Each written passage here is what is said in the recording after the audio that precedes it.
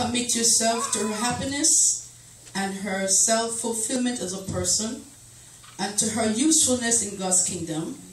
And will you promise to love her, honor her, trust her, and serve her in sickness and in health, in adversity and prosperity, and to be true and loyal to her as long as you both shall live?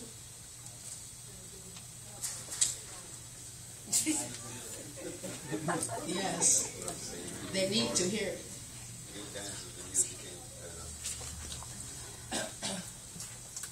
Lisa, this is you now.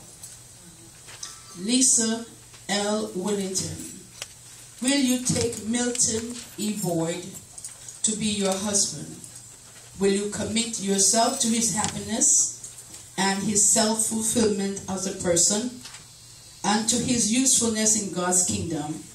And do you, Lisa, promise to love him, to honor him, to trust him and serve him in sickness and in health, in adversity and prosperity, and to be true and loyal to him so long as you both shall live?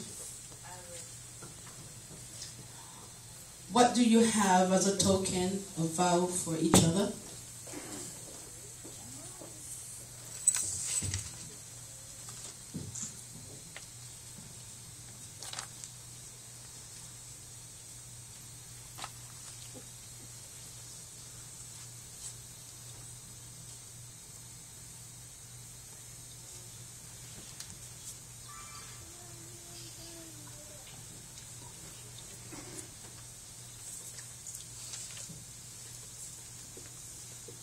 As we can see, they have rings to use as token of vow to seal their vows.